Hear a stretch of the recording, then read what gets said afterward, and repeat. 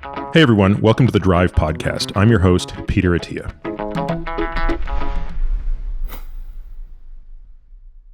Hey Peter, it's really great to have you back again. Every time you and I sit down, whether it's on the podcast or just on the phone, I get the sense we could go on for hours. I want to really talk about a bunch of things today, but I want to start our discussion with a broader topic than just coronavirus or SARS-CoV-2, COVID, things like that, which I know is a topic you are still front lines on. And I don't think a day goes by that you're not being sought after for your opinion on things. And we will certainly get to many of those things later today. But again, I want to start with a topic that was near and dear to your heart long before the coronavirus emerged in this fashion, which is the topic of vaccines and vaccine safety. Now, recently I had Brian Deere on the podcast, and I think for many people it was an illuminating discussion because, Brian himself is not particularly a vaccine advocate. He's very clear about that. He's just an advocate for good science. And I think his work uncovering the web of lies and deceit surrounding the work of Andrew Wakefield is really unparalleled, especially when one considers the depths to which it was scrutinized, both scientifically and even in the court of law. So I think the first thing I really want to understand, Peter, is why is it that after the complete debunking of everything that Andrew Wakefield did, said, published, etc., why is this still an issue? Why is it that in a post-Andrew Wakefield world, most polls would suggest somewhere on the neighborhood, correct me if I'm wrong, 20% of Americans still believe there's a relationship between vaccines and autism? Yeah, I think what's happened, and it's actually a very profound question, and I agree, Brian's work was extremely important, and then the scientific community came in a big way, debunking all of the assertions. And one of the things about the anti-vaccine lobby that it spawned, or that it ignited, at least in the modern sense, is that from then on, they kept on moving the goalposts. So it began in its modern form in 1998 with the Wakefield paper asserting that measles, mumps, rubella vaccine causes autism by the live virus vaccine replicating in the colon.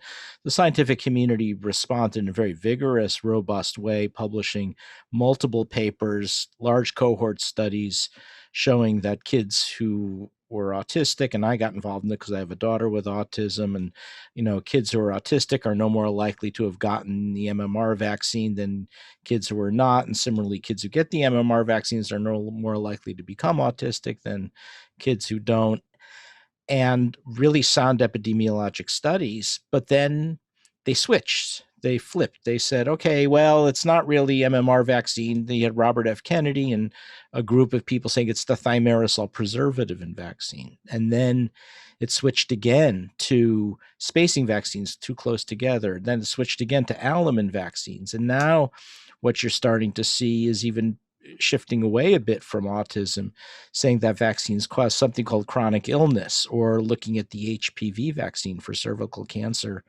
and other cancers, and then saying it causes infertility or miscarriages. And each time the scientific community responds, and what they do is to maintain momentum, to re-energize, they keep on shifting. And the concern for me now is they're not even looking at this from a pseudoscience point of view. What they're now focusing on is the politicization of it. So with this, and we'll talk more about it, but it starting around 2014, 2015, they managed to glom onto the Republican Tea Party and to make it a politicized movement around these concepts of health freedom and medical freedom. And that's what we're dealing with today now. And, that's why you've got all the craziness on Fox News the last 4 or 5 nights, with Tucker Carlson going on this rant against vaccines and Laura Ingraham going on this rant against me and Tony Fauci.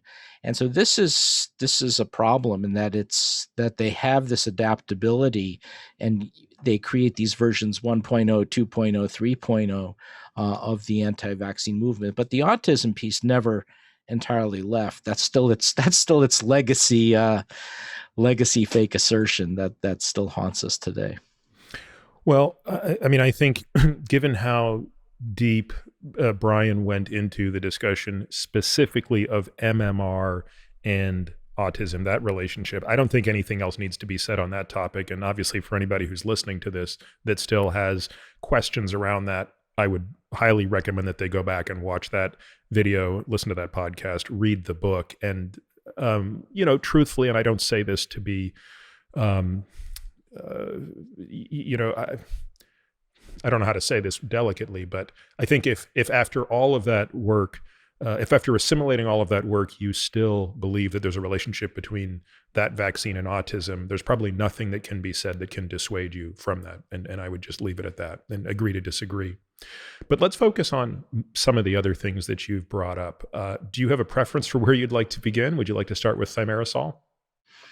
Yeah, I mean you can, but it always comes down to the same few things. I mean, what happens is each time the scientific, and in the case of with Brian Deere and the MMR, in addition to the scientific community refuting it on the basis of large cohort studies and prospective studies, what he was able to do was show nefarious intent, and which was extremely helpful, because knowing that what's happened since then is the anti-vaccine movement has grown so much larger than Wakefield. Now you've got dedicated anti-vaccine groups, national anti-vaccine groups like Children's Health Defense and ICANN and those kinds of things. But then you have local political action committees, PACs, that are linked to far right-wing extremism. So it's become this very complicated ecosystem or web, and now it's even gone beyond the United States. So yeah, I mean, we could go into why thimerosal is not linked to autism, and then we could go into why spacing vaccines is not related to autism, or what autism is and how it begins in early fetal brain development. But it won't stop the momentum of the anti-vaccine movement, because they light a fire, they cause damage, and then they move on, and that's their modus operandi. Yeah, I don't disagree with that, Peter. I guess the way I think about the role I'd like us to play in this discussion is I don't think we're here to stop the anti-vaccine movement. What I'd like to do is help parents who, frankly, are inundated with information and can't distinguish between signal and noise, at least come to a place where we can have an honest discussion about it, because I really do want to have that discussion. And I think the order in which you actually just went through them is a very elegant way to talk about this, right? Which is, let's spend a few minutes on thimerosal. Let's spend a few minutes on some of these other claims, and then let's actually talk about autism, because there is no denying the fact that the incidence and prevalence of autism are increasing. And we should talk about what some of the plausible reasons for that are, and why the scientific community has been able to rule out these claims that are being put forth. Because again, I have great empathy for the parent who's listening to this, who is confused. And that doesn't necessarily mean just the parents of children with autism, but that's the parent who's trying to decide, what am I supposed to do here? Am I supposed to get my kid vaccinated? And am I supposed to get them vaccinated at this pace? And does my kid really need 3 or Hep C, or pardon me, Hep B vaccines in the span of 6 months? So I think just having an open, honest discussion about that is by no means going to dissuade the 20% of people who are clearly in the camp that says vaccines are evil. But I do believe that there's a very confused group of people in the middle, and I hope we can talk about that. So, is it safe to say that post Wakefield, because I'm trying to go back and remember the timeline, it was around 2007, 2008 that, I mean, every claim of Wakefield had been pretty much debunked, correct? And to your point, it wasn't just debunked scientifically, but I mean, it had been made clear that he had lied and he had manipulated data, as had O'Leary, and this was one big house of cards. Yeah, the Lancet paper was retracted, I think, in 2010. Okay, 2010. Although I think there was an expression of concern put out by the Lancet a few years before, then maybe 2004. Okay. I can't remember exactly. So, and the basis for the retraction is, they didn't really spell it out that much. They basically said the results are no longer valid. I don't think the retraction letter issued by the Lancet went into all of the investigation that the medical council had done, and for Wakefield to be struck off the register. I don't think the retraction mentioned anything about the Brian Deere paper. Yeah, I think it was Deere's reporting. And frankly, the most damning evidence was the lawsuits, right? It was the complete inability of Wakefield to maintain any legal argument against the people who were accusing him of fraud. And that, so let's put that aside and let's move forward. Let's start by telling people what thimerosal is and what is it doing in a vaccine. Well, first of all, thimerosal is really not in childhood vaccines anymore. No, but what was it? There is a flu vaccine.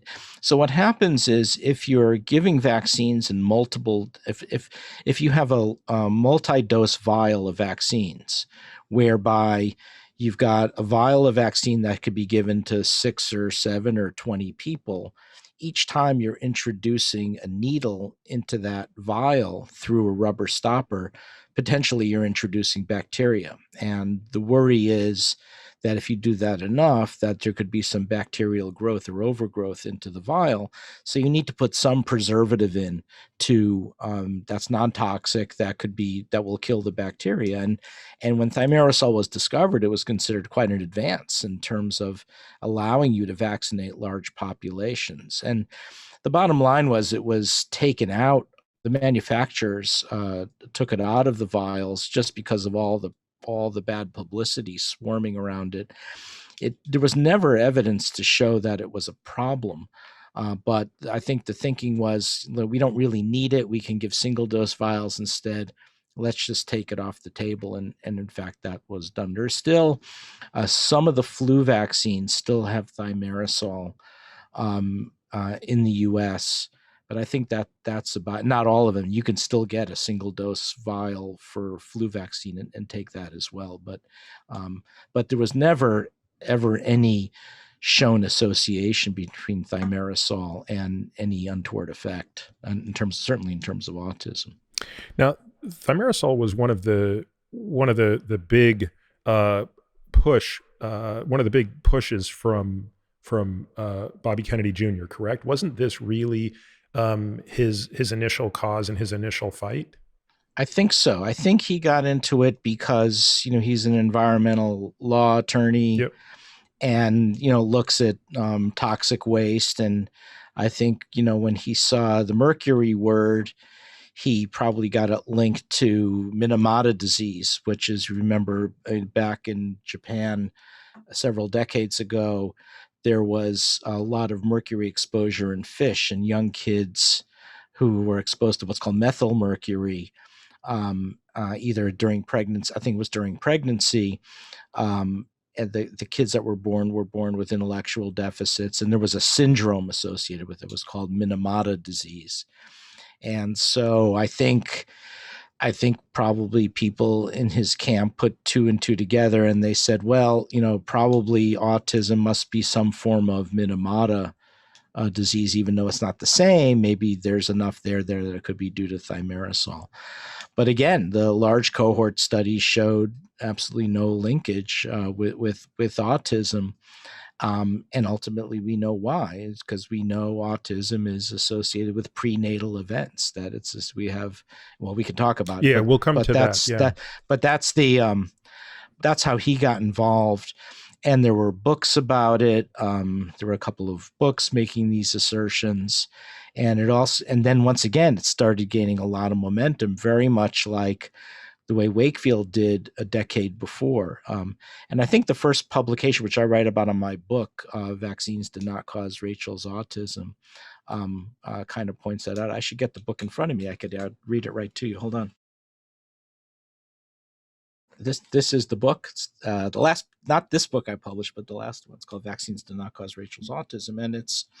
And I go into it a bit. And while you're looking for that, Peter, I'll just clarify for listeners the difference between methyl mercury, organic mercury, inorganic mercury, because you made the point that thimerosal is it's an organic mercury. And there's sort of a difference between organic and inorganic mercury, right? That's correct. And most of the toxicity that we see when people are over-consuming fish that are high on the food chain, such as large tuna, swordfish, shark, is organic mercury. It is methyl mercury, not inorganic mercury.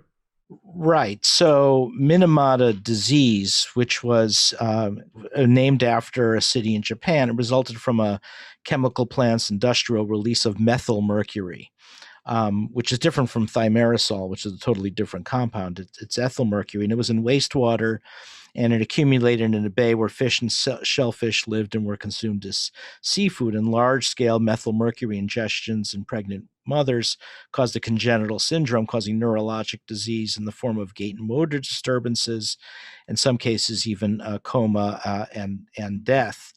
And so there was a paper that was published at that time in a journal called Medical Hypotheses that first proposed that maybe autism could be related to thimerosal, because even though it's not methyl mercury, maybe it's ethyl mercury doing this, and that was in 2001 that the paper got published, so 3 years after the Wakefield assertion, and so this was a pretty common preservative, uh, but then it was subsequently taken out. And what was interesting is even after it was taken out, the rates of autism never went down. That's pretty clear. And there were again large cohort studies showing absolutely no link with thimerosal. And all of that said, Peter, I certainly wouldn't want to suggest that the paper in 2001 and even the work that followed was anything but reasonable. I mean, that's the purpose of medicine, right? I mean, you see something like autism, you look for plausible associations, and you see a neurologic disease that is associated with mercury. It's entirely reasonable to formulate a hypothesis that says this other thing that looks kind of like it could be it. Yeah, and the paper was published in a journal called Medical Hypotheses. Exactly. So, I mean, it's completely reasonable. It's the stuff that follows that's challenging, right? it's after the scientific community goes to great lengths and great attempts to seek the truth and publishes paper after paper after paper in mainstream scientific journals that the anti-vaccine groups refuse to acknowledge it, cling to their debunked hypotheses, and their only response is, well, the scientists must be paid off by the pharma companies, or the journals must be paid off by the pharma companies, or the editors must be paid off by the pharma companies. And so they resort to conspiracies rather than okay, I get it, let's move on, let's try to figure out what really causes autism. And they've never shown that intellectual curiosity about what really does cause autism, and they continually discount the massive amount of scientific work that's gone into really uncovering what autism is. Before we get into kind of the deeper why, because that's a big part of what I want to understand, and there's two deep whys here, one around autism and one around this sort of latent distrust and the path that any two individuals can, there's a fork in the road, right? Where one person can be very influenced by data. They can think sort of probabilistically, they can think in terms of uncertainty, they can accept and reason their way through these things. And then there's another person who's going to cling to a belief in the presence of emerging data that refute that hypothesis, and they'll continue to come up with an excuse. And I really want to try hard not to pass a moral judgment in either case, but there's clearly an anti-science sentiment that is growing and that is fostering this. Before we get to that, let's go to the next point, which is thimerosal, I believe, was electively removed in about very early in the 2000s, right? I think it was actually removed 2 years before the medical hypothesis paper. I think it was removed in 1999, actually, or at least that process was started. So it had already been underway. So what was the next position of the goalpost after thimerosal? So then it was this concept of greening our vaccines, or making them more, I don't know why they used the word green, I guess making them more eco-friendly, and that the that the third major hypothesis was that kids were becoming autistic because of antigen overload, that somehow they were getting too many vaccines at once. This was overwhelming the immune system, and somehow that led to autism, which again never made a lot of sense to me. How something, because and they say it's leading to inflammation, and I always would point out that we've seen what the brains of kids on the autism spectrum look like. I've seen my own daughter's CT and MRI scans in her workup of autism, and we know what inflammation looks like. You can see inflammation or evidence of inflammation, or at least blood on a CT or MRI, and we know what herpes encephalitis looks like, and autism doesn't do that. It's not an inflammatory state of the brain, and so that one never made any sense either. Then there were several other people who came into this. People like the pediatrician Dr. Bob Sear started writing books about how we have to space vaccines further apart, and had written a number of books about that as well. But again, well, first, it never had plausibility, but that's still out there today. And if you go on Amazon.com and look at books on vaccinations, I think those books are still top sellers. Now, in the case of thimerosal, at least there was a plausible explanation that was put forth as a hypothesis. When the hypothesis for spacing was put forth, was there some epidemiologic data that suggested this? I'm not aware of it. And the problem was, we didn't have clinical trial data to support the spacing of the vaccines. The protocol, the current vaccine regimen, the schedule, is based on years and years of studies confirming immunogenicity and protection. It's also based on years and years of studies showing that there's no immunological interference. In other words, if you pair two vaccines together, that one doesn't interfere with the other. It's a very carefully orchestrated dance. And then these guys come in with these wacko schedules without any scientific basis. And then, it forces the scientific community to try to reevaluate whether you're still getting the same immunogenicity or not, and also the immunological interference. So it's not just a matter of saying, well, what difference does it make because kids are getting the same vaccines? It's unclear whether they're going to be just as effective or safe as that very carefully orchestrated dance that was developed jointly by the FDA and CDC. That's a very interesting point, Peter, and frankly, not one I'd ever considered. I get asked not infrequently by patients about vaccinating their children on the schedule. And these are not people who think vaccines are causing autism, but they do have some concern, presumably just based on things that they've read, heard, etc., that say, hey, does my kid really need to have all of these shots in the first 9 months of life? And their belief, which is not unreasonable, isn't this just a way to ensure kids get their vaccines? Because during the first year of life, the parent is so much more likely to come in for well baby checks, and they're going to have much more frequent contact with their pediatrician, and that's the reason that this schedule is being imposed on us, as opposed to any really biologically necessary. Again, I use the example of Hep B, which most kids are really not at risk of Hep B, right? Unless they're, Well, let me give you a different H disease as an example. So, Haemophilus influenza type B. It's a bacterial cause of meningitis. Back in the Pleistocene era, when I was a house officer, I was a pediatric house officer at Mass General. In 87, 88, I would be admitting a kid with Haemophilus influenza type B meningitis to my service every couple of weeks. And Mass General was one of the oldest pediatric residencies. They called it the Children's Service.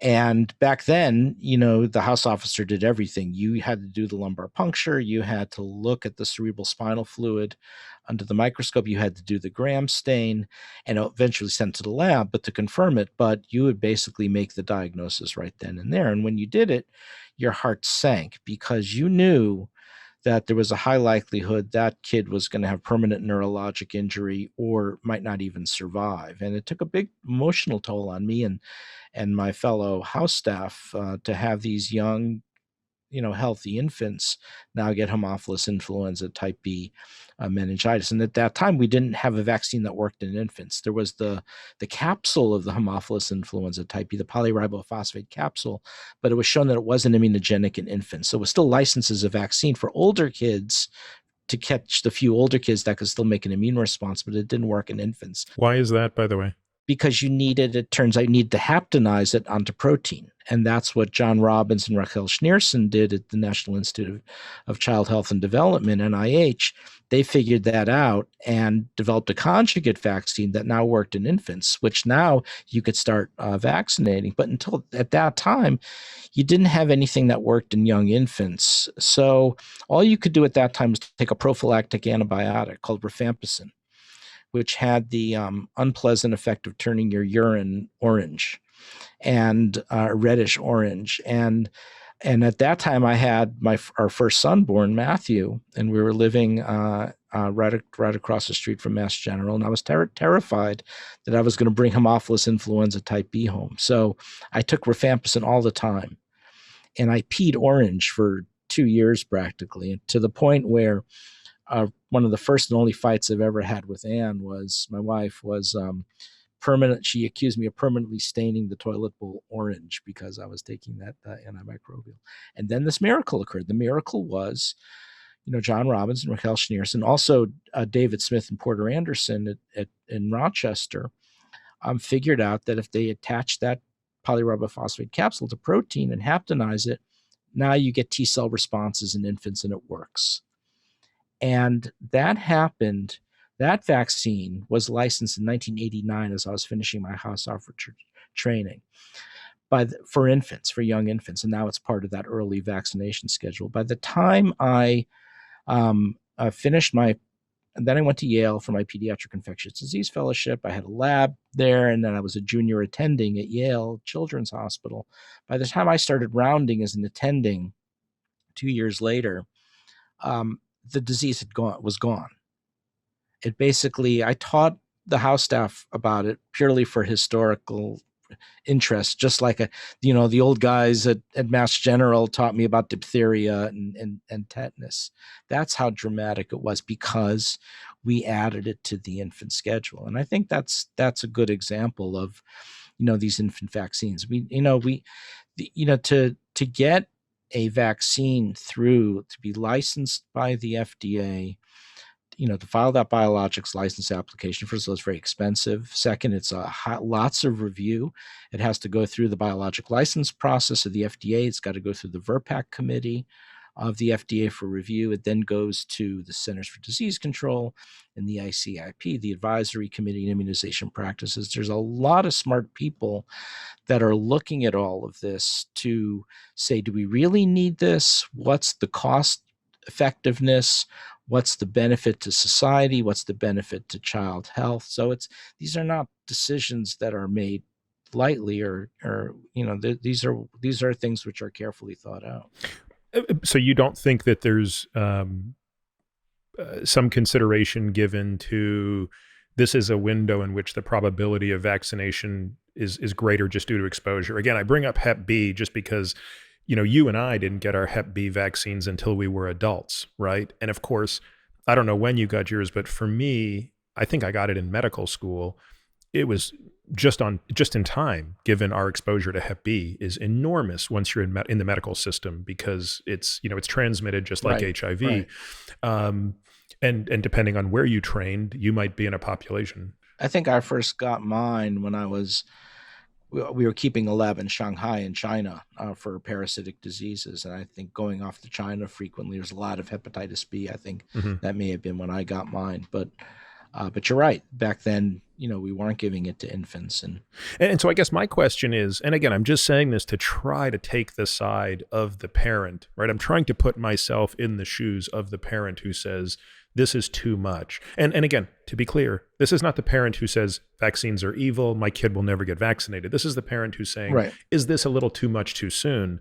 Does a child really need a Hep B vaccine as an infant? What is the probability that a child will be exposed to hepatitis B? The only example I can think of is a child whose parent is in the healthcare system, or frankly, in the, is an IV drug user who is themselves a high risk for Hep B and who is not vaccinated. But outside of that, you could certainly make the case that a person does not need a Hep B vaccine until they're, an adolescent or at least a youngster in school, correct? Right. But let's take a step back. Let's look at that example of the Haemophilus influenza type B. No doubt, no question in your mind that's what we needed to Absolutely. do. Especially given the risk is highest to that patient. I mean, that's an amazing example of that, right? Right. And that's why I'm bringing. So the vast majority of vaccines are not given for trivial reasons, or no vaccine is given for a trivial reason. No, and Hep B would not be trivial. The need is more apparent for some than the others. Yeah. The exact reason why hepatitis B was selected for young infants, I wasn't at the table when that decision was made.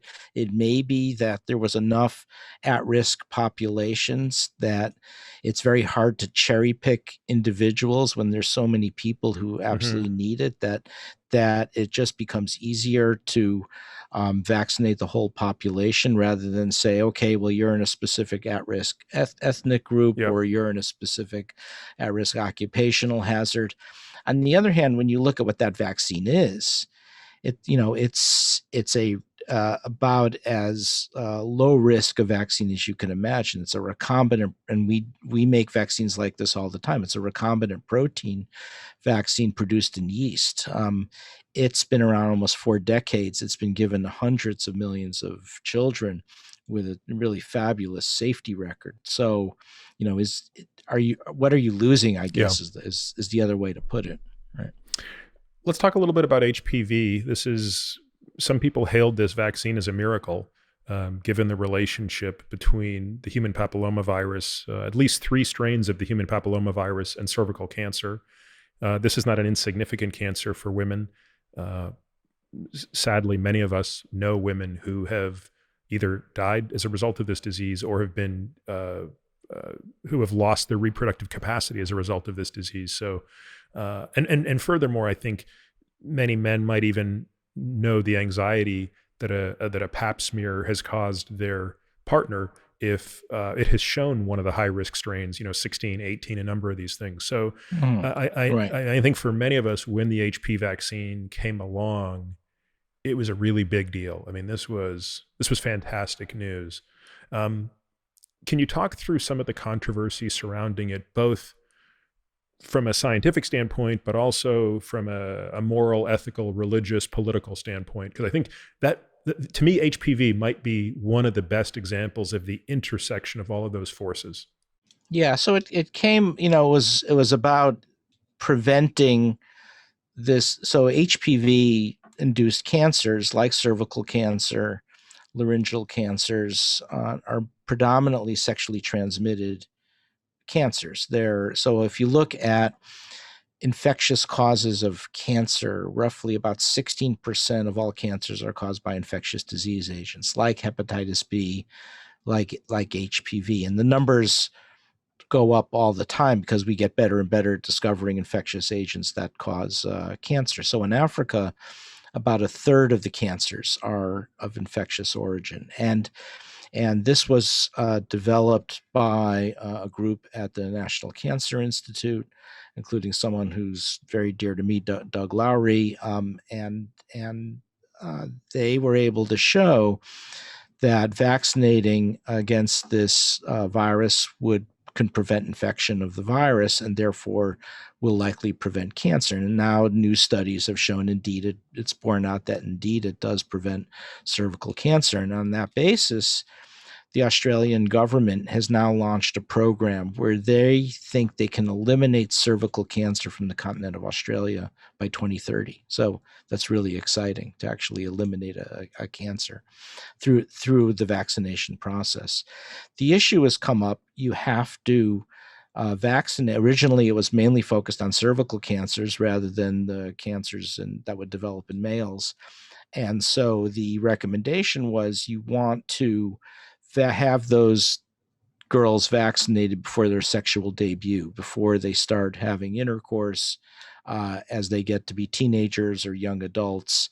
And so you want to get them when they're 9 or 10-year-old little girls in time to make certain that everybody gets vaccinated. And I think that that did not go over well with a lot of people because they now realized, their nice little 9, 10-year-old girl is one day going to be a woman who is sexually active. And I think that was hard for some people. But in fact, it has a remarkable ability of saving lives and preventing cervical cancer. And that's why Australia has been implementing that. In the US, in contrast, what's happened is we've allowed we have a couple of problems. First of all, we're a big country. The access to the vaccine is not everything we'd like in rural areas. It's not everything we'd like, especially among underrepresented minorities, and so there's an access issue. But the other big thing is this has been targeted now by the anti-vaccine lobby. And they have tried to come up with fake assertion after fake assertion that's not supported by the scientific data. So they claimed it was causing autoimmunity. They claimed it's causing they linked a lot of it to female reproductive health issues. They said it was causing infertility. It was causing miscarriage. And again, one by one, the scientific community had to do those big cohort studies to refute all of those links. I guess this is as good a time as any, Peter, to ask the first of several meta questions, which is why? Wait, you didn't give me feedback. So was that convincing, or were you still unimpressed? I mean, what do you think the issue is? No, I think that's a great point, and I say that as a father of a 12-year-old, right? A 12-year-old girl, which again, I was just sort of joking with my mom this morning. You know how your iPhone will give you like a flashback picture or video from some time in the past. And oh yeah, right. So this morning it sent me a video of my daughter when she would have been 7, and her brother, the next guy would have been 1. So 7-year-old and 1-year-old, and they're at the beach playing. And it's like the cutest thing on the face of the earth. And I probably watched the video like 7 times. And then I sent it to my mom and I said, "Oh, remember when she was this little?" And, my mom made some comment like, "Yeah, enjoy it now, because 5-6 years she's going to be in college and blah blah blah." And so I get that. Like, there is nothing to me that is both simultaneously amazing and sad as the natural loss of a game of tug of war that goes on between a parent and a child, right? As my friend Rick Elias described it, you're playing tug of war and you have to lose by the time the kid's about 18. It's slow, but you got to, so I can see that. Like again, I'm trying to put myself in the shoes of the person who thinks this doesn't make sense. And I think there's an argument that they would make that would say, well, I don't want my daughter. Let's just, again, I think this is an important issue that we should explain why both male and female, it's relevant to both. But if we're just taking it through the lens that I think it first came through, which is, my daughter is 12. I do not want her to be sexually active until she is, and I come up with some arbitrary age like 18. Therefore, I am not going to have her vaccinated until she's 18. Another point of view is, in an ideal world, I would prefer she's not sexually active until she's mature enough to handle that. I don't know when that is, but it sure as hell isn't 12. Therefore, I don't want her to have this vaccine at 12. But the downside of not vaccinating her in time is she could be cursed with a lifetime of asymmetry, right? There's an asymmetric bet here, and I can understand why some parents might struggle with that, even though I tend to think in terms of risk and probabilities, maybe more than the average person. Right. And I totally agree with everything you've said. I think the problem now is that you've got these anti-vaccine groups specifically targeting HPV, including, I think now you've got I forget which it is, whether it's Kennedy or this organization is now I saw it on his Twitter that he's filing some big class action suit against Merck and Company for the HPV vaccine. What's the claim? I don't remember, but again, this is what's going on right now, and with I'm not aware of any evidence to support all of these things like infertility or miscarriages or autoimmunity. What's really interesting also is the anti-vaccine groups have now copy pasted those assertions onto the COVID-19 vaccine. So they could be pretty lazy. So they're just basically saying the same thing they did with, because I guess it works for them that in that Pyrrhic way. So, um, but as a result of that, and like I said, it's not the only thing because we have access in rural and underrepresented minority groups. But we're going the wrong way with HPV vaccine. We're not even close to thinking about creating a cervical cancer elimination strategy. Um, you mentioned laryngeal cancer as well. I don't think enough people understand the threat of that. Frankly, all upper airway cancer, right? I mean, you're talking about cancers of the soft palate. You're talking about lots of head and neck cancers are on the rise. I can't remember exactly the stat, but I want to say like the second or third largest growing cancer in young men is head and neck cancer. On account of sexually transmitted disease. Yeah, and if you talk to the head and neck surgeons, we're right next to MD Anderson Cancer Center, and within this Texas Medical Center, it's devastating. The very aggressive surgeries that you have to do. It's really heartbreaking. By the way, we never finished the one thing about the autism, which was you made the statement autism's on the rise. I think it's important to clarify that. I think we're clearly getting better at diagnosing autism. I'm not convinced that the incidence of autism is truly increasing. It's yeah, and we'll talk about it in detail. I've got there's okay. A lot I want to come back to on autism. We're not abandoning that. But thank you for clarifying that. So yeah, coming back to this point I wanted to make, which is meta question number one. Why do, call it 20% of the population and an entire cottage industry of lobbies, lobbying groups, PACs, et cetera, come out so hard against this one class of drug, whereas we don't see it for antibiotics, right?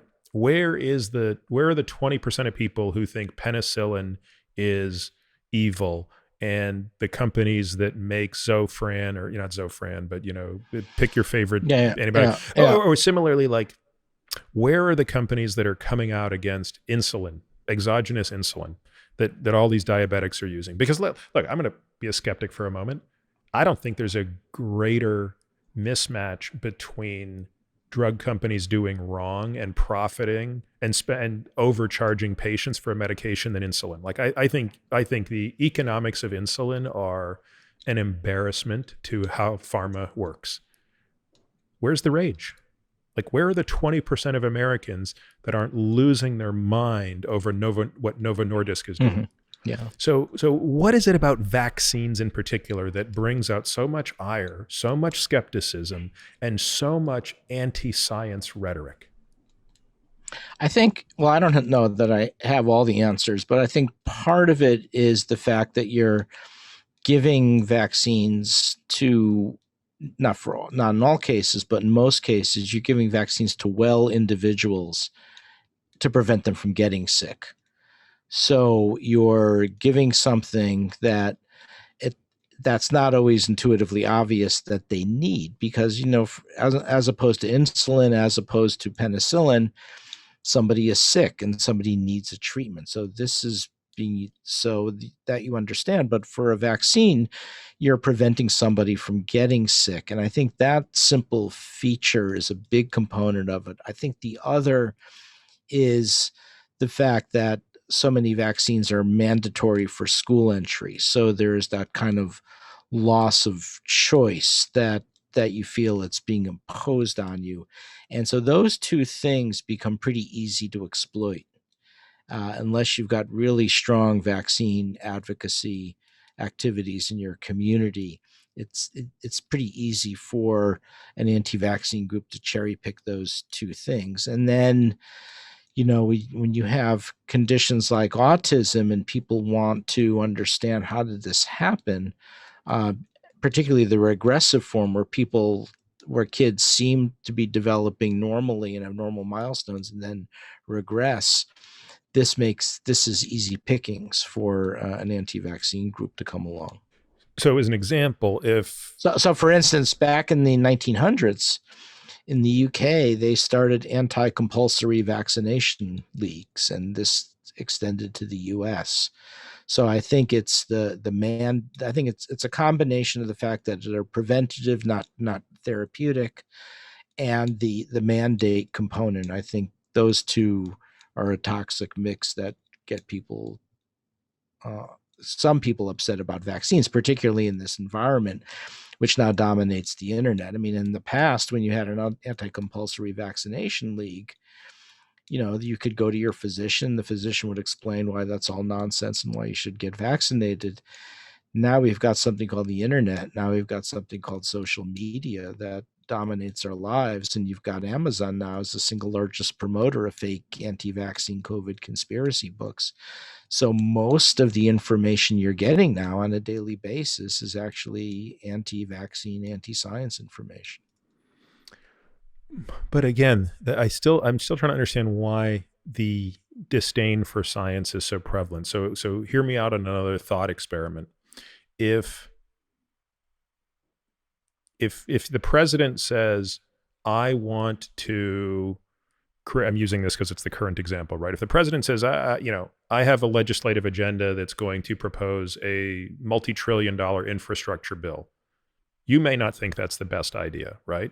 Well, you're going to oppose that through legislative action. You're going to oppose that through lobbying.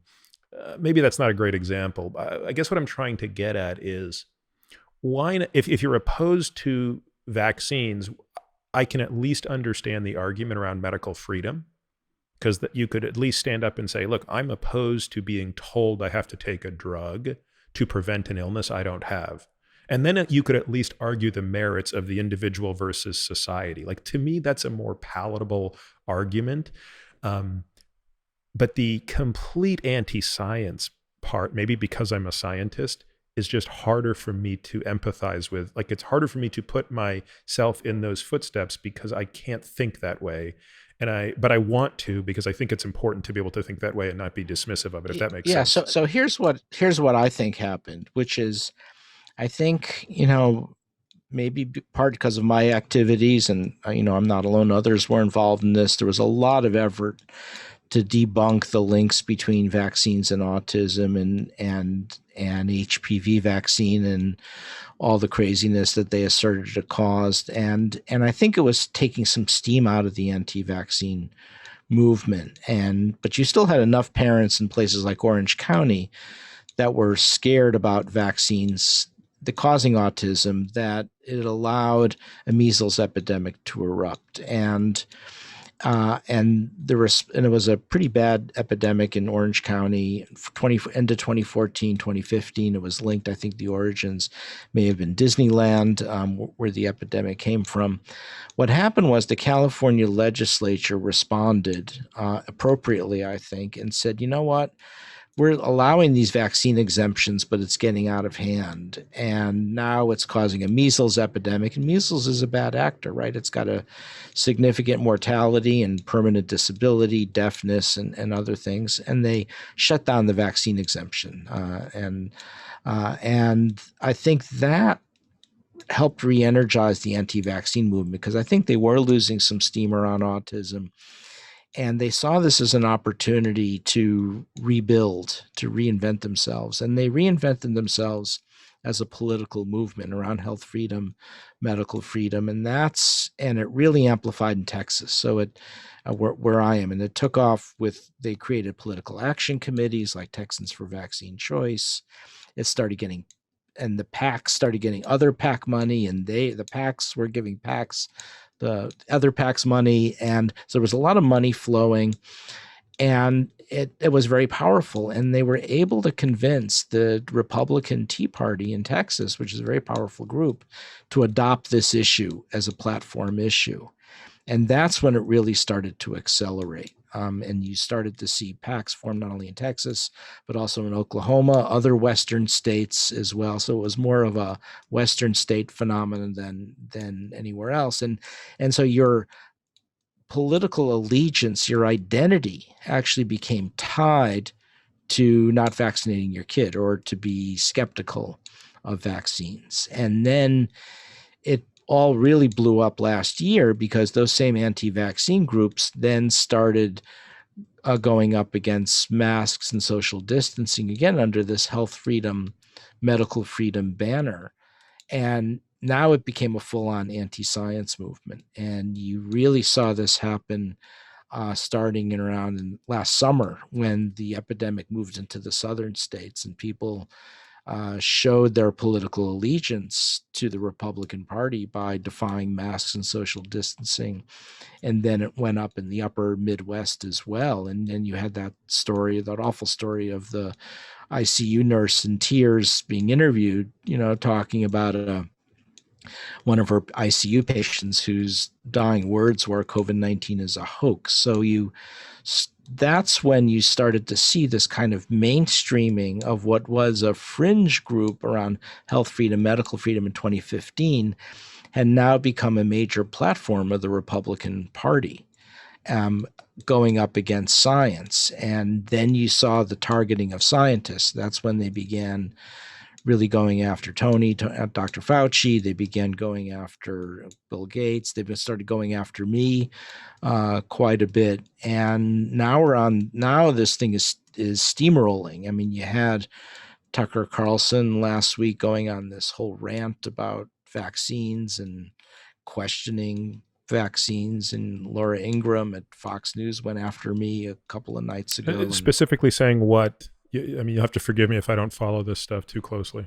Yeah, well, it's pretty unpalatable stuff. I mean, they would say that, we misled the public, that we got it wrong, that we didn't understand the epidemic, and then they would parade out all the Great Barrington stuff about no lockdowns, even though none of us ever said lockdowns. They create these straw men that say we're trying to lock everybody down and we're hurting our economy. And along with that, they're saying that what's going on with these vaccines. And so tying, and again, this is a throwback to 2015 when when it was first linked to political extremism on the far right. So what was started out as an anti-vaccine movement is now a movement against any kind of public health intervention and demonizing scientists and basically calling us the boogeyman. And that and it's continuing now. You've got this was exported last summer to Europe. You had these anti-mask, anti-vaccine protests, which for the first time used that same American language in Berlin and Paris and Trafalgar Square in London. You had the New York Times reporting how it's linked to QAnon and other far right-wing extremist groups. And so this really concerns me. And then, of course, to make it all the more complicated is the fact that now you've got the U.S. and British intelligence talking about Putin's government has been lobbying this whole program of what's being called weaponized health communication on our internet in order to destabilize the country and destabilize other democracies.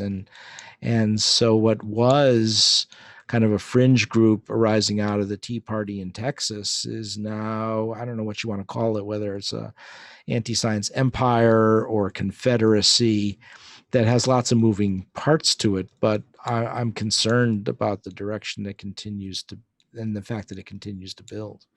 Do you think this is just a sort of very vocal part of the Republican Party, or do you think this actually represents an entire political party? I mean, it seems hard to me that this could represent an entire political party, given the heterogeneity of beliefs that would exist across that from fiscal conservatives, social conservatives. I mean, all of these things.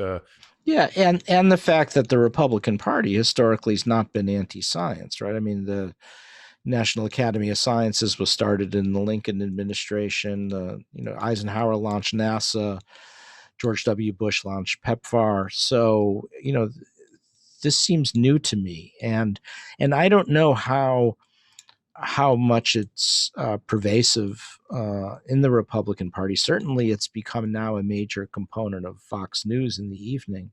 And as recently as last year, I was going on Fox News almost every day on a pretty regular basis, and I didn't see it until the disinformation campaign came out of the Trump White House, and when they said COVID was this around a year ago last year, when they said COVID was a hoax or the flu, and attributed the COVID deaths to other causes, or you had Kayleigh McEnany say, the hospitalizations were all elective, catch up in elective surgeries and discrediting masks. And then later on in the summer, they brought out Scott Atlas. So there was no question about it, this very deliberate disinformation campaign coming out of the Trump White House. And I was one of the first to call it out, not because I'm so brilliant, but because I've been going up against these anti-vaccine guys for years and have become, by default, an expert in anti-science disinformation campaigns and could recognize it. But I see it accelerating, and whether I can't say whether it's across the whole Republican Party, but it's a lot more pervasive now among Republicans than it's ever been. And what's the evidence? Well, the evidence is now the PBS NewsHour and teamed up with NPR and Marist, and they've now found that if you look at the single most vaccine hesitant group in the United States, this was just last week, it's what's called white Republicans. So it's around I think it was 41% of a significant percentage of white Republicans are saying they're not going to get vaccinated. And that's not the first poll. I mean, we did one with a group at Texas A&M. I'm not a social scientist, but we teamed up with a group of social scientists at Texas A&M, led by Tim Callahan in the School of Public Health, found the same thing. I think we called them Trump voters. And Kaiser Family Foundation also found the same thing twice, so this is the number one vaccine. Now, I've seen another poll that suggested, and it didn't slice the data by race and party, it sliced it by race and party separately, and it found the greatest predictor was indeed Republican Party association, but the second was African American. Right. What's the best explanation for that? So that and what's more, now it's coming down. So whereas it's still staying. So what's happened? You're absolutely right. So about 3 months ago, African American groups and the white Republicans were sort of neck and neck in who was the most vaccine hesitant.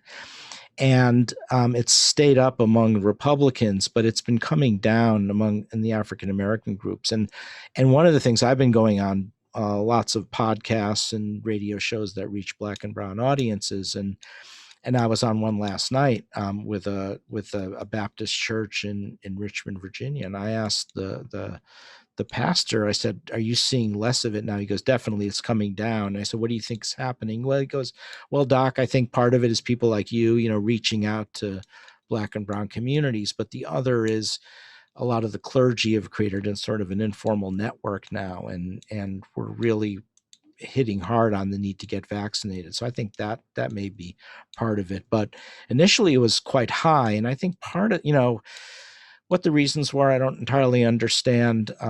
What's often said is it's around structural and historic racism and that horrible legacy of Tuskegee. I think the other thing that I've seen, though, is deliberate targeting of African American groups by the anti-vaccine lobby. And now I just saw on the internet there's a new, quote, documentary where I clicked on the trailer, and it's got people getting the Pfizer BioNTech vaccine. Then it switches right away to Tuskegee experimentation. So it's kind of making that link. So I think it could do a lot of damage. So, but it seems to be somewhat resolving, but it's still really high among those group of Republicans. And you saw it, when COVID-19 accelerated in the summer in the southern states and in the upper Midwest in the fall. And So what's going on? And I'm worried that now you've got, again, people tying their allegiance to the Republican Party or their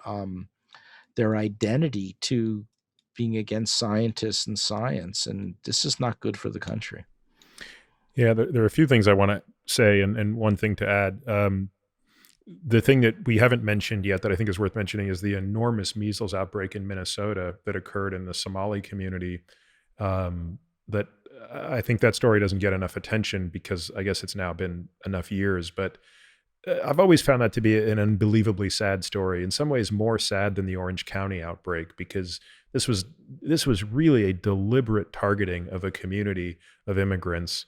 Not facile with the language, and the measles outbreak was terrible there. And I guess that's the thing I've always struggled with. If you just put your common sense hat on, every time a community gets targeted to stop taking, in this case, the MMR vaccine, a measles outbreak shows up. Yeah, and measles is sort of the, Paul Offit always calls it the canary in the coal mine, and it's and I think he's right. It's because it's got such a high reproductive number of 12 to 18. Yeah, it's crazy. As soon as the vaccination coverage goes down, if measles finds it. And that was the first time I think that you saw the anti-vaccine groups targeting specific ethnic groups. So Lena Sun at the Washington Post back in 2017 reported that Wakefield, who had kind of disappeared for a while, was at town hall meetings. I don't know if he organized them or if the Somali immigrant community organized them, but there he was piling on, and brought down vaccine coverage from over 90%. The Washington Post reported to 40%. Guess what's going to happen? And I think it was 21 kids that landed in the hospital. And then it happened again in 2018, 2019. They began targeting Orthodox Jewish groups in New York and New Jersey. And what they did was just so offensive. They started parading around in these phony yellow Jewish stars like the Holocaust, with the word vax written in it. And vax was written like Hebrew letters, and started comparing vaccines to the Holocaust. And that caused this massive measles epidemic across both in Muncie, New York by the Tappan Zee Bridge, and then in Brooklyn. And I think there were 18 people in the ICU because of that, 50 hospitalizations. So this has become the new modus operandi. And then in 2019, you saw these series of Harlem vaccine forums that they organized, and even held one in the Riverside Church, which is on the Upper West Side of New York near Columbia University. It's one of the iconic churches in the history of the civil rights movement, the Reverend Sloan Coffin, and somehow got access there and held their rally there. So all of that has caused a lot of damage. Now this new quote documentary that's coming out. So I'm very concerned. So you've got these, as I say, these multiple facets. You've got the health freedom component expanding now across the Republican Party, now into Western Europe. You've got the Russians fueling this with their systematic weaponized health communication. And now you've got the specific targeting of racial and ethnic groups and causing a lot of damage. And the problem is it takes time to explain, right? I can't give you a 30-second UNICEF commercial about this. How long have we been talking? A full hour now. You kind of get it now, but it takes time to unfold and explain. And the problem is it makes people very uncomfortable.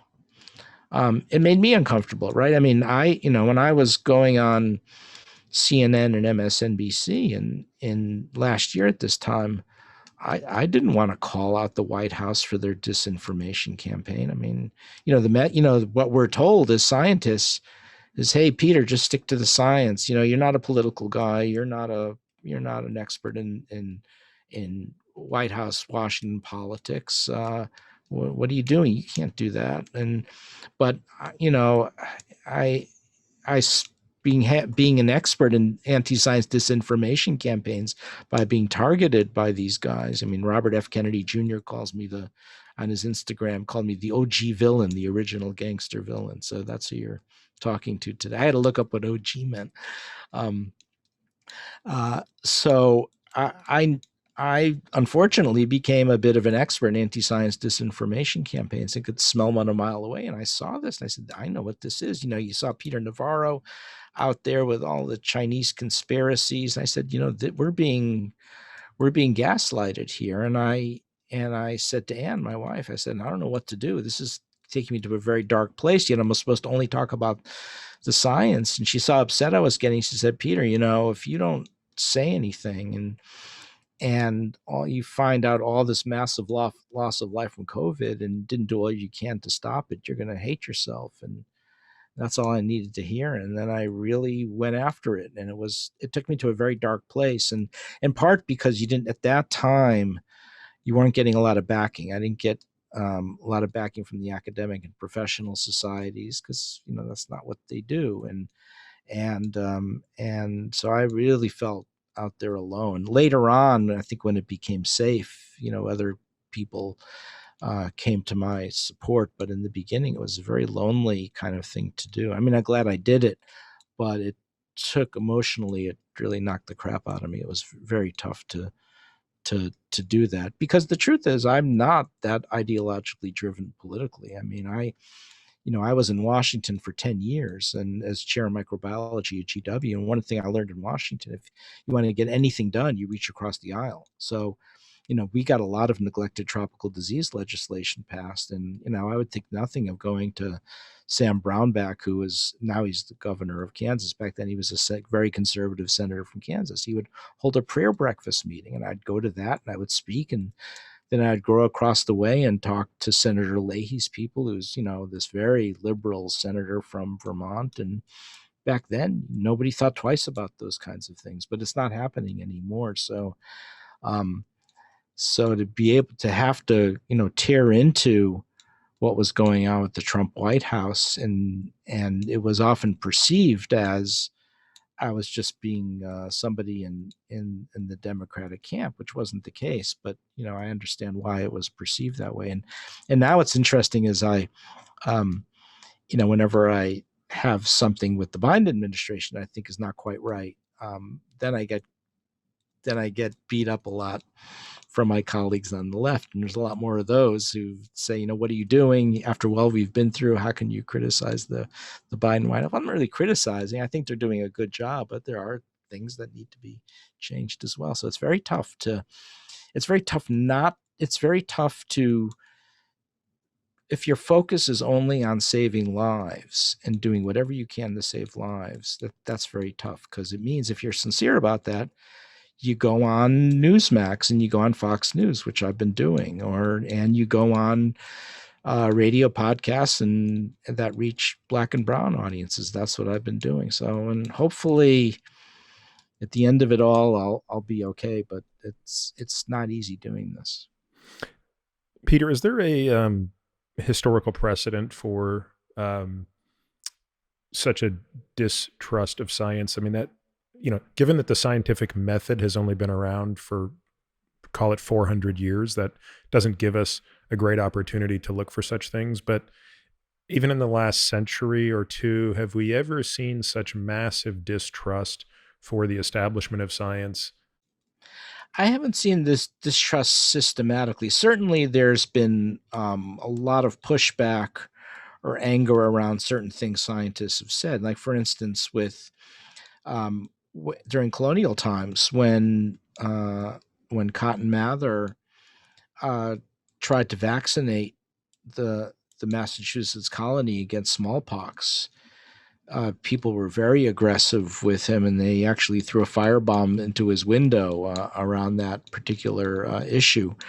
So yeah, that's gone up and down in American history, but I've just not seen this systematic distrust of science and scientists and the targeting of scientists and the mainstreaming of anti-science. That's kind of worrisome. And then, of course, a lot of this is because now we have this new era of the internet and social media and Amazon and all those kinds of things doing a lot of damage. So, kind of want to pivot a little bit to something very personal for you. How old is Rachel now? Now she's 28. 28. So let's go back in time 28 years. Tell me what you remember about her birth and the first few years of her life. So by the time Rachel was born, I had already had two other kids. And I remember Anne saying, always feeling that something was off, that, she wasn't as huggy or clingy as the other kids were, but didn't really come to medical attention till around 19 months of age. That's when the pediatrician clearly saw developmental delays and referred us to special services. And ultimately, I was at Yale, which is, I was an assistant professor then running a lab. And that was hard for me because I was going off to China and keeping a lab in China.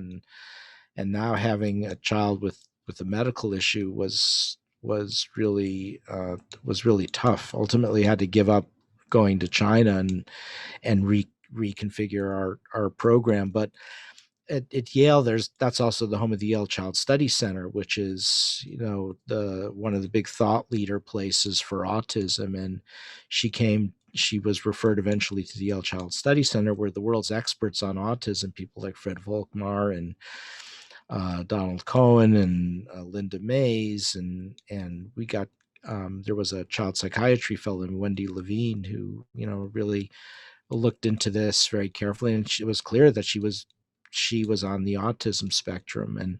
And it's a little tougher to diagnose for girls than boys because girls tend to be more verbal. So oftentimes boys. Was she verbal at 19 months? Was she appropriately verbal?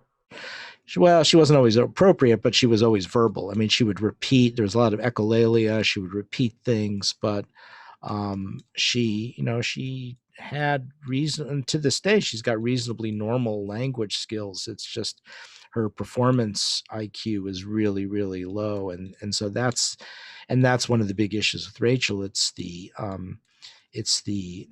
intellectual disabilities that go with in her case, that go with autism.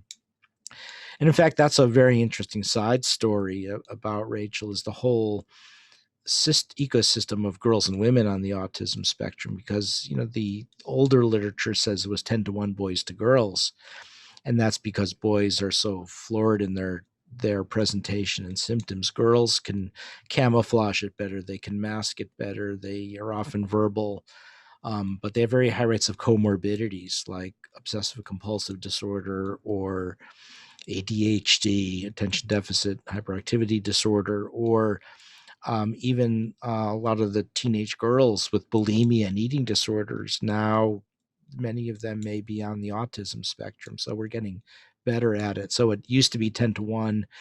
Now I think it's moving closer to 3 to 1 boys to girls. And some say it may even approach parity or something close to parity, like 1.5.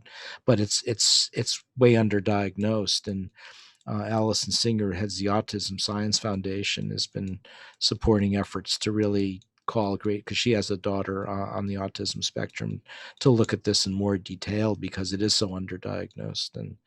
But in Rachel's case, it finally came to diagnosis at 19 months of age, and I got very interested in that because when you look back then at the CDC definition of autism, it's I don't think it's on the website anymore, but I guess of a couple of years ago, it was still there. It said most kids on the autism spectrum are diagnosed between 18 or 24 months of age. And I got very interested in that because there was a research group at the University of North Carolina, Chapel Hill, run by this guy named Piven, Piven, who was able to show that clinical expression of autism coincided with a big increase in brain volume expansion. So you could actually follow this on serial MRI. And that's important because a lot of parents will remember when their kid was diagnosed with autism, especially the regressive form, because that's so driven, not just all slowing of milestones, but actually loss of milestones. They'll remember that their kid got vaccinated, maybe with measles or something else around that time, and want to link the two. But now this group at UNC Chapel Hill can go back much earlier, back to infancy, and show that there's already those changes happening in the brain. And now, of course, we can show prenatally. So Eric Korchesny's group at UCSD and multiple groups, now the Broad Institute at Harvard and MIT, has identified about 100 genes linked to autism spectrum disorder, all involved in early fetal brain development. Many of them involved in neuronal communication, so a lot of neuronal cytoskeleton genes, for instance. So we did whole exome sequencing on Rachel and Ann and I at Baylor Genetics, and identified a neuronal cytoskeleton gene, a non-red cell spectrin, a neuronal spectrin, which makes a lot more sense in terms of understanding neuronal communications and that sort of thing. So I think what happens is you see the activation of genes in early fetal brain development, and that sets into motion a progression. But that full clinical expression of it doesn't happen till around 18, 19 months of age often. And that's not unusual for neuropsychiatric conditions, right? I mean, look at schizophrenia, for instance, which oftentimes, kids with schizophrenia are not diagnosed to adolescents or even young adults. And so this is how the brain works, I think. I'm not a neuroscientist, but that's my take on this. What, I mean, just on a personal level, how did you cope with this realization? And did it ever cause you to question anything that you were doing? Or was it very clear? Like, were you able to sort of distance it or think about it through kind of a scientific lens, even though it was something very personal? And it, it went from being, this is the scientific literature in its entirety to this is my daughter. Yeah, well, back in the 90s, we knew a lot less about autism than we know now. And all the things that I told you about, a lot of it has only come to light in the last few years. And then the Wakefield paper came out, and I remember that because I think Rachel was about 5 years old at the time. And, and it was all over the papers. And of course, Anne was asking me about it. And to me, it never made sense. It said, how can it be that, I mean, they called it pervasive developmental disorder back then for a reason, because it was indeed pervasive. And you could see that, that a lot of these kids were macrocephalic. They had enlarged heads. And so this was clearly a neuroanatomical condition. I mean, you knew that there were shifts in Purkinje fibers and there were structural alterations in the brain of kids with autism. How can it be that a vaccine you give at 1 year of age would cause that? It just never made any sense to me. There was never any. So for me, there was never the plausibility, but the full weight of scientific evidence wasn't there. I mean, that was my opinion more than any, and it turns out more or less to be true. But so that's why I was one of the early adopters of saying there's no way in hell it's going to be MMR vaccine. And it just doesn't make any sense. It's going to sound like a strange question, but was there a part of you that almost wished it was, so that you might be able to say, this would be amazing if we knew this? Because again, at the time Wakefield proposed this, he wasn't even saying that all vaccination was bad. He was simply saying they should be separate vaccines. Don't put measles, mumps, rubella in one shot, give them separately. This was his first thesis. And so even wearing your hat as an infectious disease physician, if you could have believed that the answer was MMR combined causes autism, and while it won't save my daughter, to know that I could spare every other parent, because clearly, you exude the ethos of wanting to help everyone. All we have to do is separate these vaccines and we could solve it. I mean, was there a part of you that just wanted this to be true? Not necessarily. I mean, if it made sense to me if there was a logical explanation, and yeah, if we knew there was a simple intervention, sure. But it was just so outrageous at the time that that wasn't even on my radar screen at that time to think in that way. I just knew that it had to be genetic or maybe an epigenetic basis. By the way, that's a real treat trying to explain epigenetics to lay audiences. Start talking about microRNAs and histone deacetylation.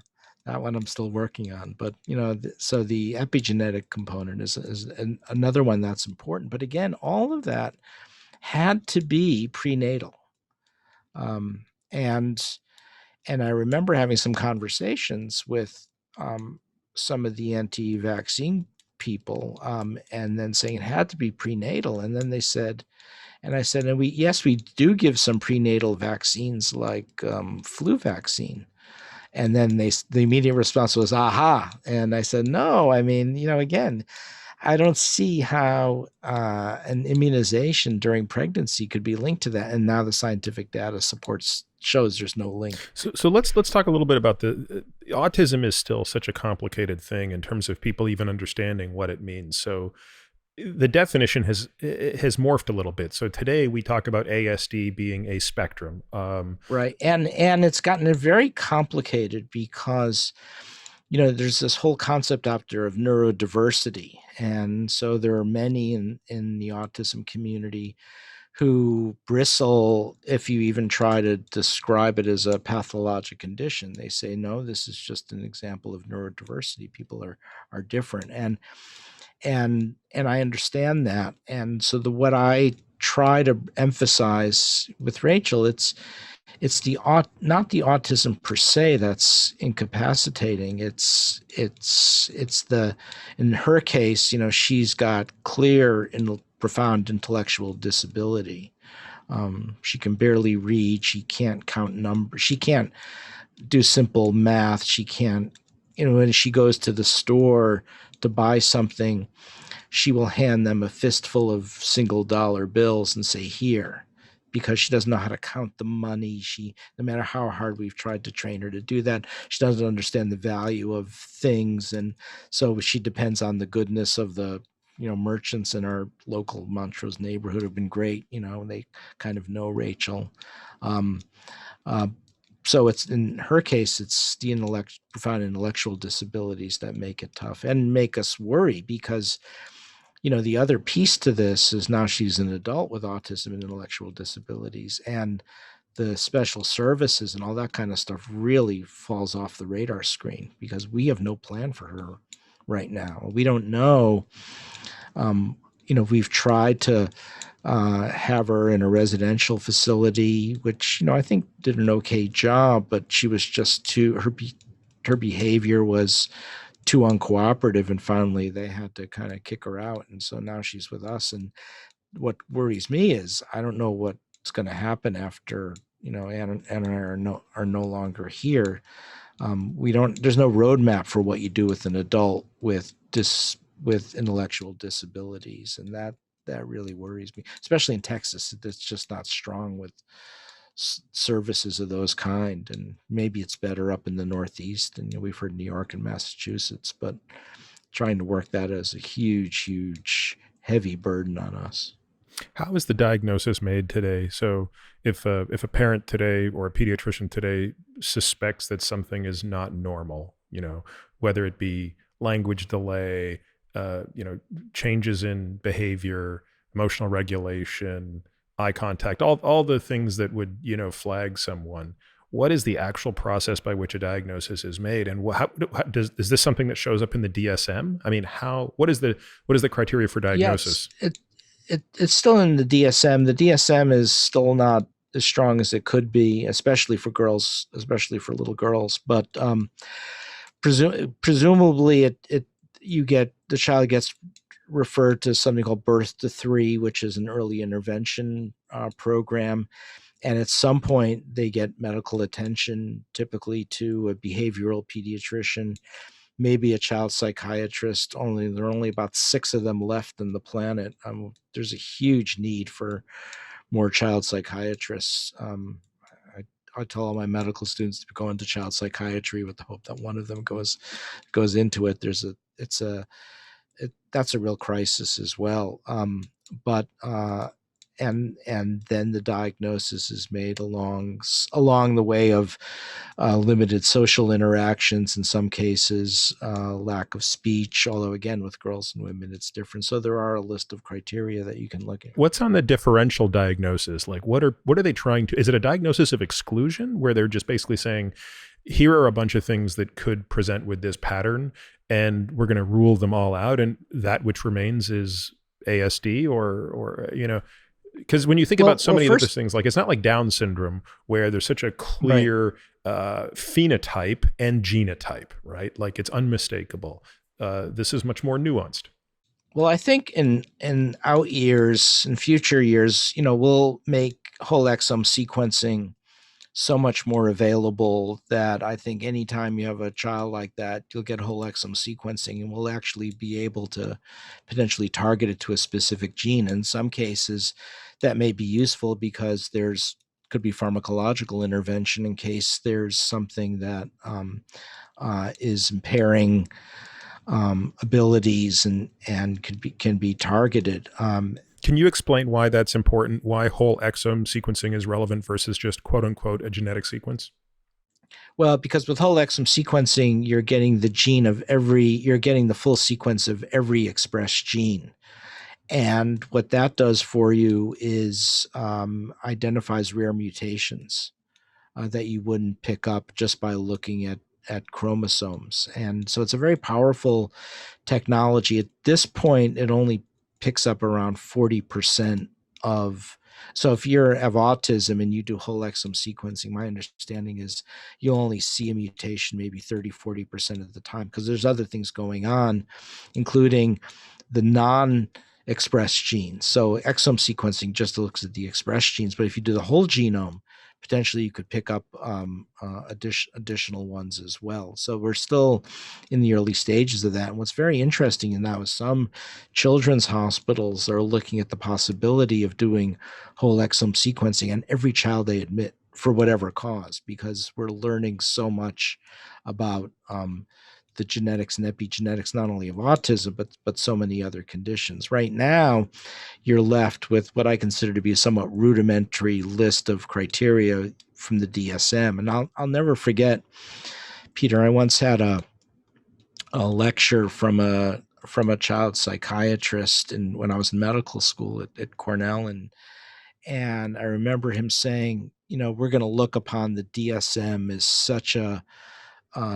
anachronistic or out of touch document for child psychiatry. It just doesn't cut. It's just really falls down for child psychiatric disorders. And that was, in the 1980s. Maybe it's moved on since then. I'd be curious to hear from a child psychiatrist today what they think about the DSM. But I'll never forget that comment. And when you look at the DSM criteria, they're just not really robust for so many childhood conditions. And again, this whole concept of neurodiversity is not reflected in the DSM like it needs to be. It'll get refined, and I think that combining with whole exome sequencing and that combining with all the developments in neuropsychiatric medications, I think things will look very different 10 years from now, and then 10 years again from then. Do you have a sense, ballpark, how many children that are born today, what will be the incidence of autism in the cohort of kids born in 2021? Well, I think one is, the number that's thrown out there now.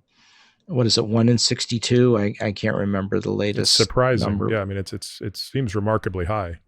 Well, remember, it could come close to doubling because we're way undercounting all the girls with girls and women with autism. So it wouldn't surprise me that it would go down to something like 1 in 30 or. Now, what do we think that was in 1980, for example?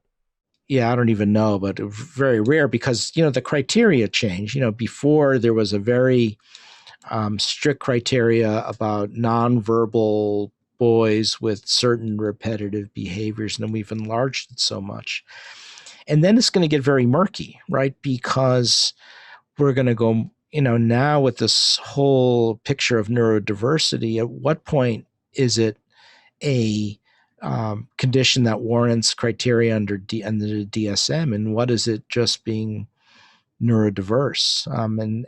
And I don't know that there's going to be a cutoff, right? It's always going to be that gray zone. So I talked to my oldest daughter a lot, who's an assistant professor at UCLA. She has a PhD, Emily. She's got a PhD in developmental psychology and works at the Center for Disabilities. And this is a real struggle and difficult to get your arms around. But I think we still need a lot of brilliance around these points. At what point is it something that you diagnose in the DSM, and at what point is it not? And I don't have the answers to that right now. When you consider something like Alzheimer's disease and you look at the change in prevalence over the last 50 years, it's, there are many factors involved, right? People are living longer. The diagnosis is much more, we have many more tools to make the diagnosis. And then there are also factors that many of us, myself included, believe are actually increasing the incidence. So the prevalence is higher because people live longer, because we diagnose more, but because the true incidence is increasing. And why do you think? And by that, I'm just curious. Why do you think that is? Because I think many of the risk factors for Alzheimer's disease are increasing dramatically. So vascular disease, metabolic disease being the two among them. Oh, okay. Obesity, yeah. Yeah, as we see insulin resistance increase, as we see dyslipidemia increase, and all of the things that accompany it, I think we're actually creating more neuropathology. We're actually working with a group at Baylor because we make vaccines. There's a group at Baylor College of Medicine run by David Corey, who also has a collaboration with Europeans that have shown some evidence of fungal involvement, even Candida, because there are some of the plaques that you see in the beta amyloid has got fungal sequences as well. And so, what is the role of aspergillus and other and yeast forming fungi in this is getting very interesting. Yeah, I think that Alzheimer's disease is probably the for lack of a better word, the final common pathway of many. There are many roads to it. Many different. Right. And I do think that there's absolutely a sort of toxic version of it as well that may actually include infectious agents or environmental toxins and things like that. So, well, the hope, with fungal disease, you could do something about it. You could vaccinate, for instance, against fungal disease. Could a fungal vaccine become a, help with reducing neurodegenerative disease? So that's one of the things that we're starting to look at. So using that as a model for thought, how do you now think about autism, right? Is it that, hey, we're clearly more attuned to this, so we're making the diagnosis more, but do you also think there's an increase in the incidence? In other words, is there an environmental trigger that is either triggering this with or without manipulating the genome? So now we're going to have to talk about what epigenetics means so people understand that you can have an environmental trigger that comes along, triggers a condition for which there's a genetic susceptibility that does not alter the genome, or one that does so and alters the genome. So what do you think is actually happening, and what are some of the plausible explanations? Well, before I answer that, let me just because this isn't complicated enough to make it even more complicated, there's a group at the Geisinger in Pennsylvania that's been looking at a number of psychiatric conditions, and they've identified groups of people who families that have the same genetic mutation, yet one individual has been diagnosed with autism, another schizophrenia, and another some other condition. I forget, it was addictive behavior or something along those lines. So you're right. The genetics is dominant, but I think there are epigenetic factors that could have some influencing role, and most likely it's going on in pregnancy. So when you talk about epigenetics, that doesn't discount entirely environmental factors, but if it is, it's environmental factors happening in pregnancy. So explain why it has to be an environmental factor in pregnancy versus an environmental factor post utero. Because I think, and again, I'm not a neuroscientist, but I think the structural changes in the brain and are already well underway by the time the baby's born. So that there are processes that are set into when you look at all the work coming out of Eric Korchesny's lab and other labs, there it's clearly showing that this is going on pretty early on in fetal brain development, maybe as late as the second trimester, but but happening in utero, and that's where all the action is occurring. So that if it is if there is environmental influences, it's most likely something happening in pregnancy. So if you're a parent or a soon to be parent and you're listening to this, you're terrified, right? I mean, it's terrifying enough to think that during the first 6 months of your pregnancy, the first and second trimester, so many things can go wrong. I mean, obviously during the first trimester, you're mostly just thinking about not miscarrying.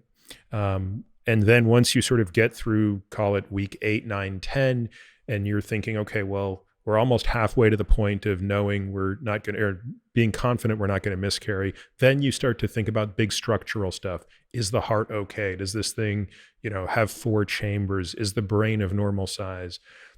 To think that there's some environmental trigger that could take a genetically susceptible fetus and render them autistic. I can't imagine how that doesn't produce an incredible amount of speculation and consternation. Right, but I think you have to be careful with your language. So it's not just genetically susceptible. I mean, the genes are there, and Are these deterministic? They're causing autism. There might be some environmental influences that could affect expression through epigenetics, but it's not so simple as to say genetic susceptibility. I don't think it's quite that straightforward. How deterministic do we think these genes are then? I can't give you I know what you're looking for. You're looking for an 80-20, 90-10, 70-30. And I don't think we know that. I mean, it's polygenic, presumably. What do we think here? Well, in Rachel's case, it seemed to be, so far as what we know, it's a single gene, and I think that's true. But they're not all the same gene. Yeah, so the point is, the Broad Institute at Harvard MIT paper, which I think was in Cell, it identified about 100 genes. But the common denominator was they seem to be all involved in early fetal brain development, all except for one in the cortex of the brain, most involved in early excitatory and inhibitory neurons, and a lot of them in the neuronal cytoskeleton. So there's a lot there. I mean, it's clearly the genes are dominant. Whether or not there's some epigenetic influences that can affect, whether it's full-on expression of autism or whether there's schizophrenic components to it, I think that may be likely as well. But it's not as simple as saying just genetic susceptibility and it's overwhelmingly the environmental factor. I think it's the other way around. I think it's overwhelmingly the genetics is the dominant factor, and yes, deterministic, and maybe there are some epigenetic influences. So if that's the case, then there would be really 2 reasonable explanations for an increase in the incidence of autism. I mean, do you believe that there has been an increase in the incidence of autism over the last 40 or 50 years? A true increase in incidence, not diagnosis. No, I've not seen any evidence for that. But I concede it's tough to prove, given and I get different. So one of the things I ask are teachers, are you seeing more autism? And most teachers will say, yeah, I'm seeing a lot more autism. But I think a lot of that is due to more awareness. I think a lot of things that we now call autism, we didn't call autism back then. I mean, we used the R word a lot, right? They're mentally retarded, or they're this or that. And now we realize they're on the autism spectrum. There's also this component, and some teachers have told me, have said, well, if you want to get special services for your kid, you have to label it as autism. Otherwise, they're not eligible for special services. And how much of that is going on is hard for me to know either. But I think overall, and again, as I point out, as we get better with diagnosing girls in women with autism, those numbers are going to go through the roof yet again. So how heritable do you believe the transmission of this is? Is this something where um, you know, it's sort of like eye color, where a child can be born with green eyes to a parent of blue and brown eyes? How do the genes transmit? What's the best guess? Yeah, again, not an expert. I mean, in some cases, I think there's spontaneous mutations. I think others, I remember when Rachel was diagnosed with autism, um, Anne said, well, clearly it's your side of the family. And I said, what do you mean? What about your uncle so and so? And so there was those kinds of discussions. So yeah, hard to know. I mean, I think clearly you see autism in parents of kids with autism, and it may not be fully diagnosed, but you definitely see that a lot of times, and I think that's quite common. Anne has a theory that autism is more common among people of intellectual accomplishment, and maybe there's some truth to that, but I think it's just bias on the basis of people that Anne, I've been at a university my whole life, and Anne is always running into academics, so I can understand why she thinks that, but I don't think that's been well established.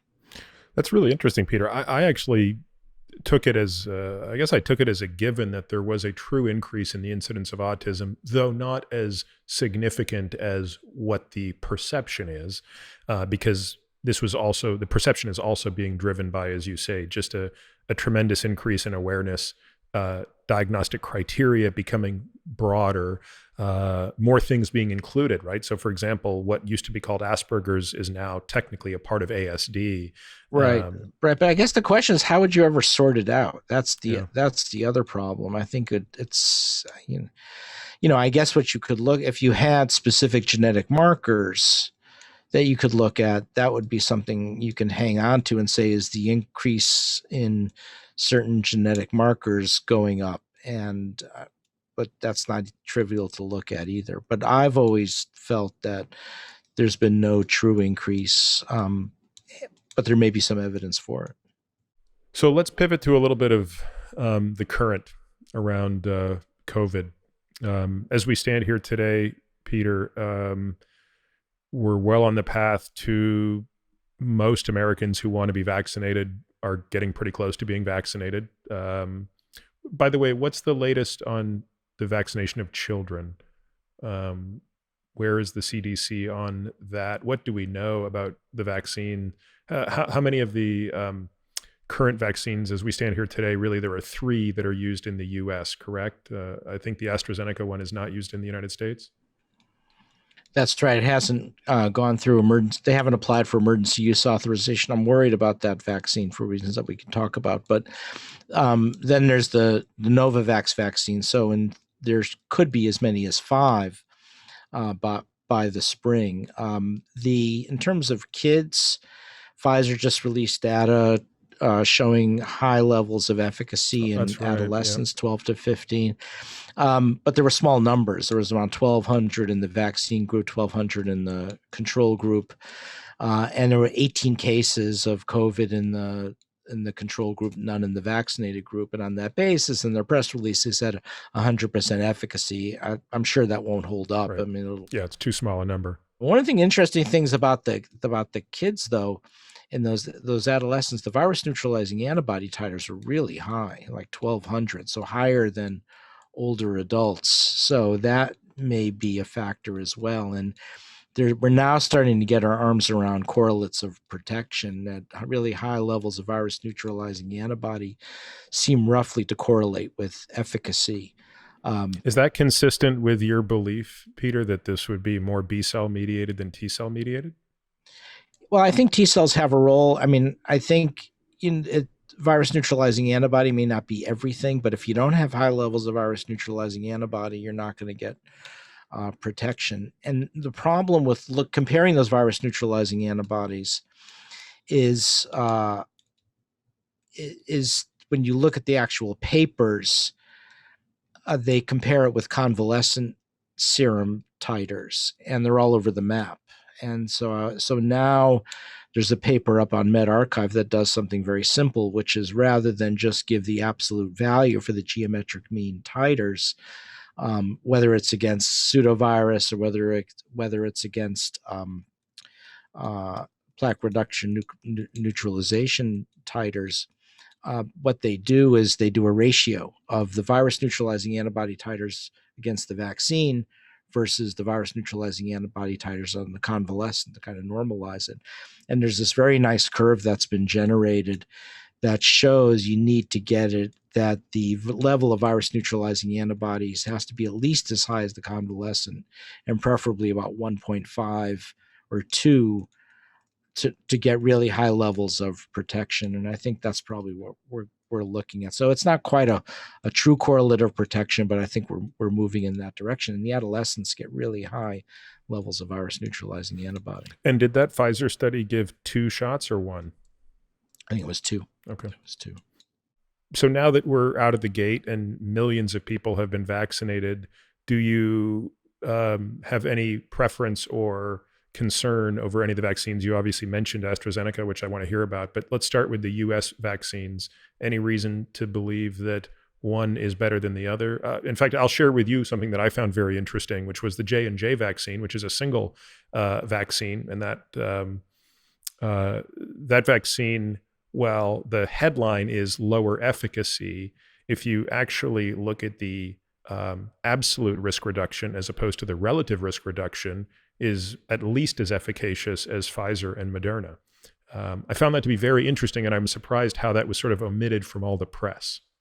Yeah, and I also think it's hard to compare because it's a single dose. It's being given in a single dose versus the 2 doses, and it wouldn't surprise me if that J&J vaccine ultimately becomes a 2-dose vaccine down the line, because you may want to give a booster for one of the variants as well. And in 2 doses, the virus neutralizing antibody titers is really, really high, and it'll be as good or in terms of protection as Pfizer or Moderna. Certainly, I think the single dose J&J looks better than the single dose Pfizer and Moderna, not by much. The bottom line is they're all good. They're all good vaccines. And I also think, don't be surprised if later on we're going to need a boost for all of them. So there'll be a 3rd dose of the Moderna Pfizer vaccine or a 2nd dose of the J&J. And what that will do is it'll elevate virus neutralizing antibody titers higher. It'll create more durability of protection,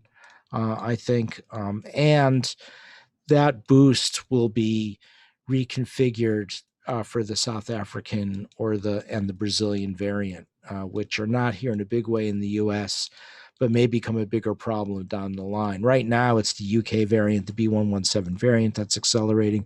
All of the Operation Warp Speed vaccines work really well against the UK variant. That's because that variant has not mutated through its spike protein? Well, it has. So the UK variant has a single amino acid substitution in an aromatic amino acid, creating an aromatic amino acid, and that seems to reduce the level of virus neutralizing antibody. I don't know if I have a mechanism to show you pictures. Yeah. Do you know how to share a screen on Zoom? Yeah, I have a really cool graphic. It's a little bit of molecular biology, but not much. I just showed this at a pediatric grand rounds at Columbia this morning, and to me, it helps people understand it. But it's, as I often like to say, it's not a 30-second UNICEF commercial. So this is a paper that's up in bioRxiv, a preprint server, and looking at the B117 variant. And so looking and in the spike protein, what there's an amino acid substitution in the 501 position, where it went from an asparagine to a tyrosine. And a tyrosine is an aromatic amino acid. It has a ring to it. And they're able to model it with the receptor, the angiotensin converting enzyme. It's got a nice strong bond there.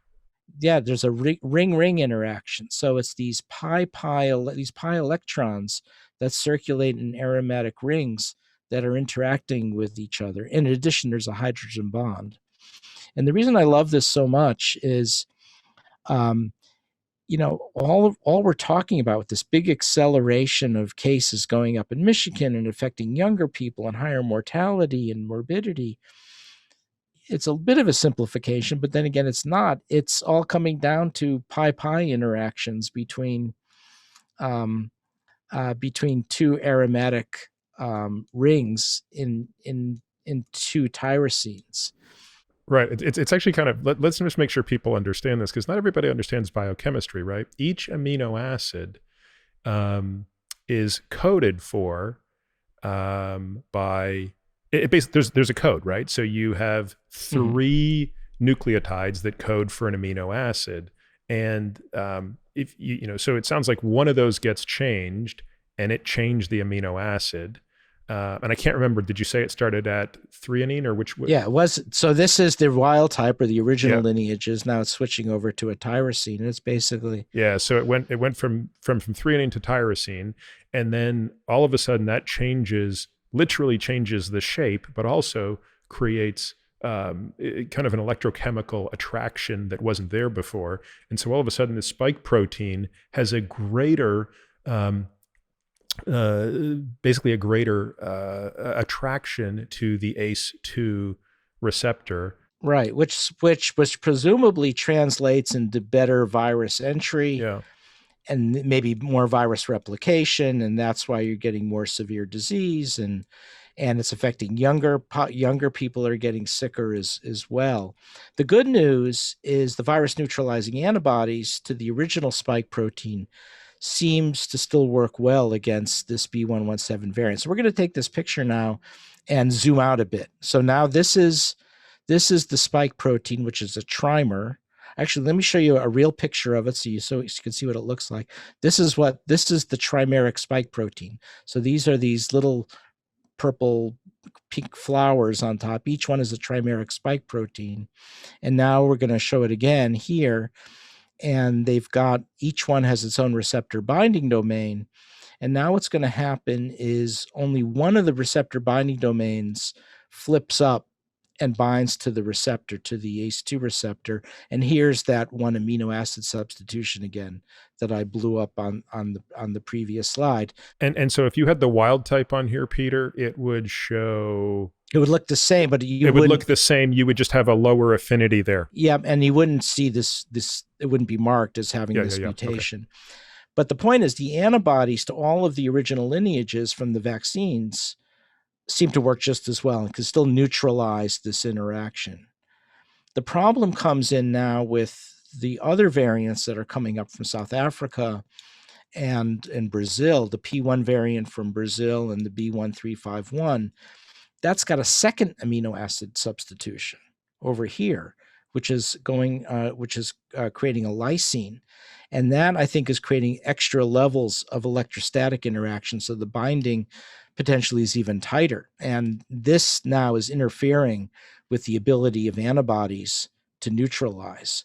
So the virus neutralizing antibody titer goes down, and that translates to decrease in efficacy. So when you look at the published numbers, these are some of the numbers here of the level of efficacy against the original. I'll call that original/UK, which is probably roughly about the same, versus ZA, the South African variant. And that's why you see it going down. Wow. So this is interesting. Let's digest this for a second. So Pfizer and Moderna take an enormous reduction against that variant. Well, no. Let's be careful. So the Novavax and J&J, that's actual efficacy, published efficacy data. Okay. In the case of Pfizer and Moderna, what you're looking at here is declines in levels of virus neutralizing antibody in vitro. Thanks for clarifying that. So these are in vitro studies. And that, that's very important. And it's still, because the level of virus neutralizing antibody is so high to begin with, there's enough residual that you're still getting good protection. But we don't yet have the clinical data to see. Well, now Pfizer's issued a press release yesterday saying they think in a very small set, it seems to work really well against the South African variant. And which makes sense given the high levels of virus neutralizing antibody to begin with. Tell me why you think the AstraZeneca takes the biggest hit here then. Yeah, so the AstraZeneca started out with, in some cases, not as high levels of virus neutralizing antibody. And a study was done in South Africa showing only 10% basically ineffective against the South African variant. But, talking to the Oxford people, one of the things they say is it's a little unfair because they only tested it against moderate and mild disease. And they feel that if you were to test against severe illness, it would still be very effective. And they counter that the J&J results were mostly looking at severe illness. And if they like J&J had looked at severe illness, they would have come up with similar numbers. But I guess we have to wait and see what happens with that. The bigger issue with the AstraZeneca vaccine is just public perception around the cerebral thrombosis that is being reported out of Europe, and I think that's causing a lot of damage. And it goes back and forth. The German government, through their Paul Ehrlich Institute, pointed out that you had six cases of sinus venous thrombosis, which is a rare condition in the vaccinated group, and they suspended it, and then several other European countries did. And that had big ramifications, especially for Africa. Francophone Africa listens to what's going on in France and et cetera. And I was going on a number of Zoom conferences with groups in Africa, and they were very concerned about the AstraZeneca because that was supposed to be a workhorse vaccine for low and middle income countries. The European medicine agencies came along and said, no, it looks okay. We think, this is not related to the vaccine. But then in Science Magazine, two excellent science journalists, Gretchen Vogel and Kai Kupperschmidt, looked at this and, have identified they wrote about 31 cases of cerebral venous thrombosis, and, clearly, more clearly showing it could be linked to the vaccine. It's a very rare event, but still that can really alter public perception, especially in light of all of the very aggressive anti-vaccine activities that are happening. So I don't know what the U.S. is going to do at this point. I hope they do authorize it for emergency release, even if they never use it in the U.S. And the reason is if the U.S. declines or if that derails, I think it could have a chilling effect on Latin America and Africa because we don't have a lot of vaccines out there. That's why we came along with our recombinant protein vaccine, because there are not a lot of options. The big issue is for the Astra, if you look at what's going to be made for low and middle income countries, there are not a lot of choices out there. I mean, the two mRNA vaccines, it's still a new technology. We're not going to be able to scale that up in a big way for Africa and Latin America. Yes, I mean, it's great. Pfizer donated 230,000 doses to Rwanda. It was fantastic. But look at the numbers. There's 1.1 billion people in sub-Saharan Africa, 650 million people in Latin America. We're going to need 4 billion doses of vaccines. Where's that going to come from? It's not going to come from the mRNA vaccines. Is the refrigeration also a problem? Yeah, the fact that you have that onerous freezer requirement, and then the J&J is having some issues in scaling up production. Part of the problem was when the science policymakers were looking at this, they went so heavy on the innovation, and they wound up producing a lot of really cool vaccines that are highly effective. But in terms of durability for scale up to make 4 billion doses, I don't think that was high enough on their radar screen, and didn't realize that when you use a brand new technology, it's really hard to move to 4 billion doses. And that's why I'm hoping our vaccine comes along, which is, in part, a couple of donors came to me after one of the podcasts I did with you, and that was game changing for us because it allowed us to adapt our coronavirus program for vaccines we were making for SARS and MERS to this recombinant protein vaccine for COVID-19. What's the vehicle? It's recombinant protein in yeast, just like the hepatitis B vaccine. And you could produce a ton of it. They have capacity for producing 100 million doses a month. and it's looking really good in clinical trials and in non-human primate trials. I can't talk about it yet, but it should be out soon. And hopefully that will come in and make a big difference, because I'm really scared that we have nothing for Africa and Latin America. I mean, what's amazing is how I had to, struggle for funding. I mean, I was spending, a good part of last year just trying to keep the program going because it was so hard to get funds for what was so obviously needed, which is a low cost, unfussy, durable vaccine for low and middle income countries. And, because of your podcast groups like, the um, Tito's Vodka came through with some funding. And, they're based in Austin, and an anonymous donor and a couple of others. And now the Clayburgh Foundation is helping us in a big way. There are Texas Foundation and the JPB Foundation and a few others. So that was game changing. So, Peter, based on everything you're saying, it sounds like the biggest concern right now would have to be Brazil, followed by Africa. Um, you didn't, unless I missed it, did you explain the mutation in Brazil and the efficacy that any of the current vaccines would have against it, notwithstanding the scale-up limitations? Yeah, a couple of things. So the P1 variant in Brazil has those same two amino acid changes in the South African. So I kind of think of them as brother sister issues. So we're going to have, so dealing with South Africa will also have, will hopefully take care of Brazil as well. One other thing I wanted to mention is, the global policymakers did a good job of creating this COVAX sharing facility. It's really quite brilliant in its design. I think that's not the issue, because they were really worried about equity. The equity issue, I think, was more of the fact that we didn't ensure there was enough vaccine available for the COVAX sharing facility. And that's really the problem right now. And hopefully we can come in and address it and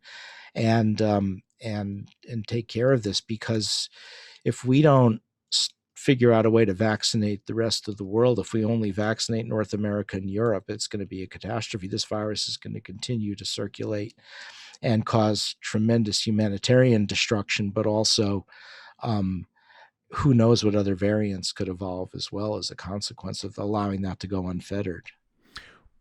What drives the evolutionary pressure here of these mutations? Is it just standard Darwinian behavior where enough mutations occur and they're escaping? Because these mutations, like, how does the mutagenicity of this virus compare to influenza? It seems far less than influenza. Is that safe to Yeah, say? and so a lot of us were surprised by the variants. We thought that we hadn't really seen this as much in coronaviruses. What some people speculate is it happened because of an immunocompromised individual who had a lot more virus replication in their system, and that combining even possibly with receiving plasma convalescent therapy that put some kind of selective pressure on it. And that's kind of a hypothesis that's out there, but it's not strong. I don't think we really know that for certain at this point.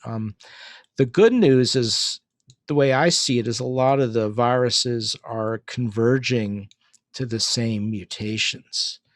So my hope, and it's only a hope, and there's by no means consensus in the scientific community, is that if we make a booster to this South African / P1 Brazil variant, we might be done at that point, that there won't be this continual evolution for totally something different. But I don't think we know that for certain. So the good news also is it looks like our vaccine seems to give pretty good levels of virus neutralizing antibody to the South African variant as well. So we're making the booster for it for the South African just in case, but we may not need it. We'll see.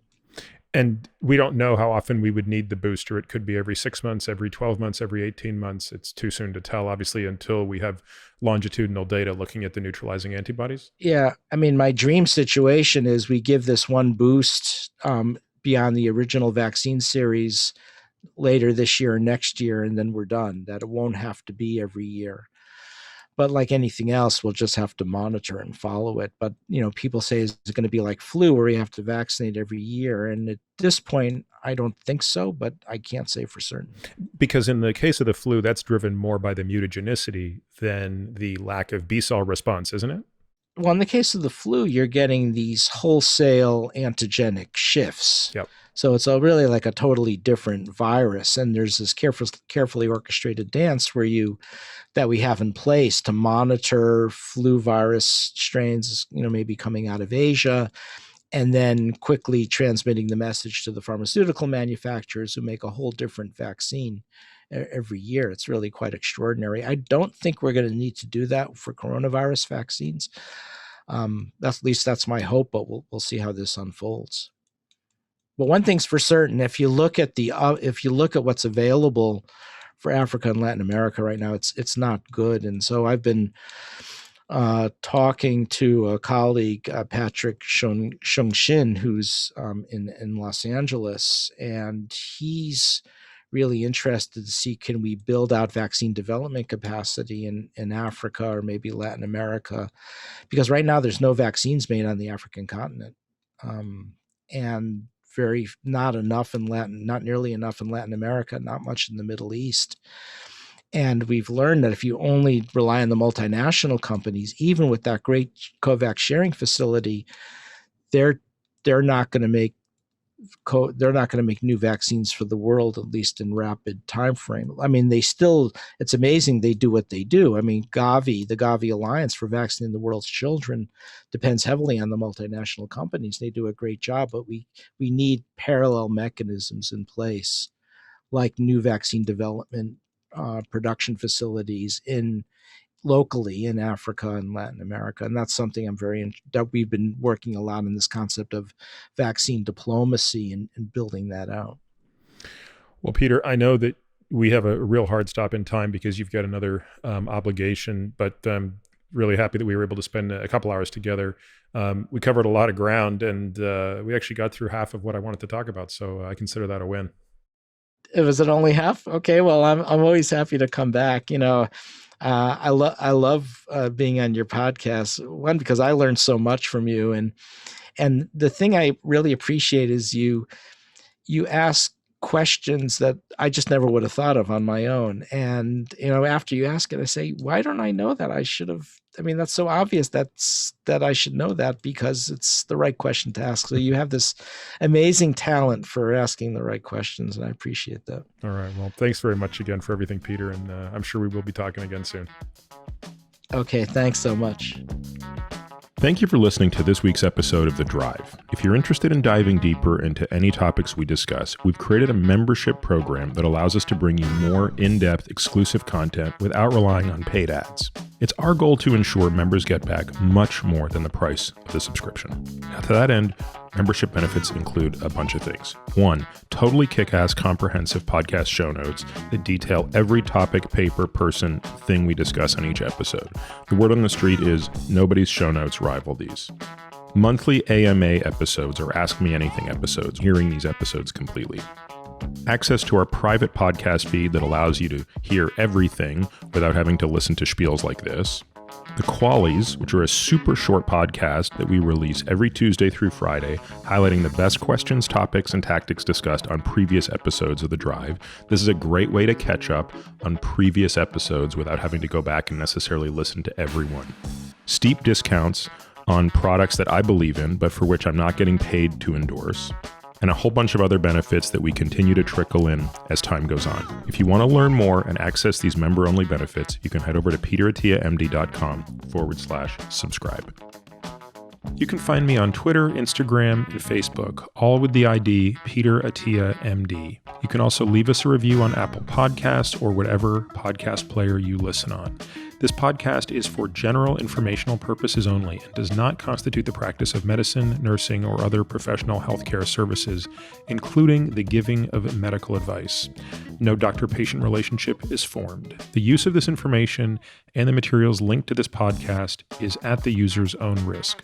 The content on this podcast is not intended to be a substitute for professional medical advice, diagnosis, or treatment. Users should not disregard or delay in obtaining medical advice from any medical condition they have, and they should seek the assistance of their healthcare professionals for any such conditions. Finally, I take conflicts of interest very seriously. For all of my disclosures and the companies I invest in or advise, please visit peterattiamd.com/about, where I keep an up-to-date and active list of such companies.